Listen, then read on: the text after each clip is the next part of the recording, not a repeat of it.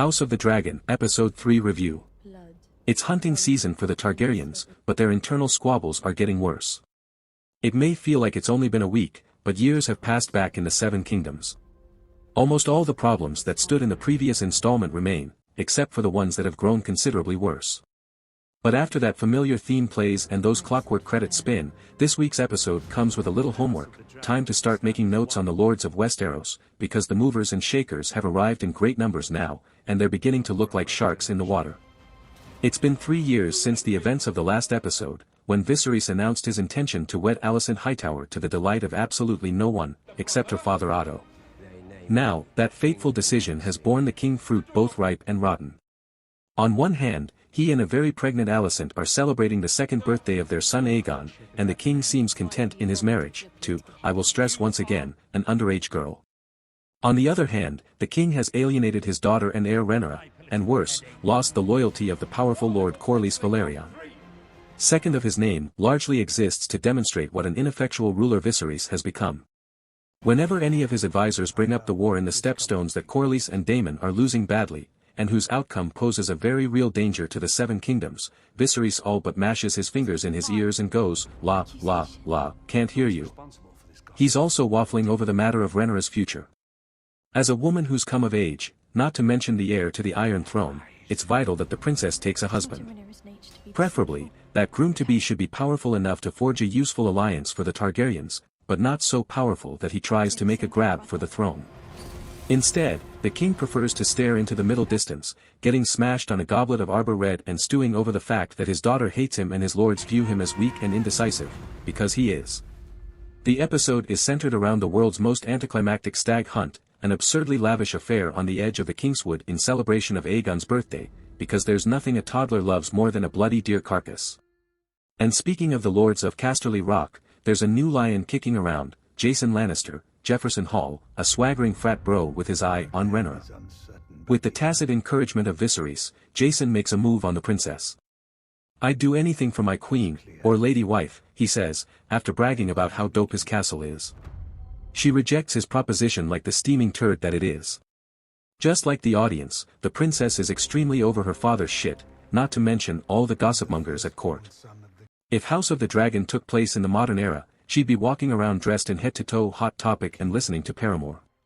But trapped in medieval times as she is, Rhaenyra copes by skipping out on her dad's parties, first by hiding out under a tree outside the Red Keep, and later by galloping off into the forest on horseback, the Westerosi equivalent of flipping the bird and then skateboarding away. Ser Criston, haughty, Cole follows close behind, ultimately getting roped into a night of camping in girl talk. As they sit together in the dark, Rhaenyra unloads. She doesn't want to get married off to some random lord, understandable, and she resents the fact that her former best friend is now her stepmom, even more understandable. And she knows that now that her father has a son, it's only a matter of time before she's displaced as heir. Like many characters on this show, Criston is pretty one-note. But what he does have going for him is a sparking chemistry with Rhaenyra, and God, do I wish they would kiss already. Instead, they're charged by a raging boar, which they take down together in a bloody skirmish. I guess that counts as foreplay. There's a heaping pile of exposition in this episode as the writers try to prevent us from confusing our Rhaenyras with our Rhaenysses, our Velaryons with our Valyria. There's a whole scene in which Alicent and a few of the court's grand dames, none of them, alas, remotely as fun as Game of Thrones' Olenna Tyrell, catch us up on the latest on the war in the Stepstones, as well as Rhaenyra's estrangement from her uncle Daemon. Meanwhile, a rare white hart has been spotted in the Kingswood, which, this episode reminds us about 10 times, is a symbol of royalty. If Viserys were to bag it, it would be a good omen for the crown, which he sorely needs right about now. Unfortunately, all the royal huntsman managed to catch is a regular old stag. His men hold the struggling animal by ropes tied around his antlers so Viserys can make the kill, and he sucks at it. His first stab only maims it, and he's frozen in place for too long before he finally fells it with a second strike. It's a potent metaphor for how he's failing as a ruler, and it's much more effective than all the other scenes in this episode that exhaustively spell out that fact. Viserys is a leader by halves, he's soft-hearted and indecisive, and the slowness of his actions only leads to more suffering. The wails of the tortured deer send a clearer message than a whole chorus of whispers. The stag's dying scream echoes through the Kingswood, all the way to Rhaenyra and Criston, dragging their own kill behind them.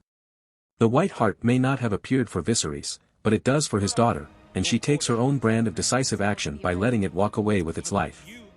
Millie Alcock continues to be House of the Dragon's most compelling performer, and it's plain in the way she gazes into the eyes of this obviously CGI stag, recognizing in it a reflection of herself, a proud, solitary creature whom men would rather dominate than allow to live up to its full potential. Back in King's Landing, Viserys reconciles with Rhaenyra, which is exactly the same plot beat that happened last week. He tells her that she should be the one to choose whom she marries, not him, and swears on her mother's memory that he won't rescind her heirhood. Surely this will all go off without a hitch. Meanwhile on the Stepstones, a battle-torn Daemon dismounts his dragon Caraxes to find his Valyrian allies on the verge of mutiny, as well as a letter from his estranged brother.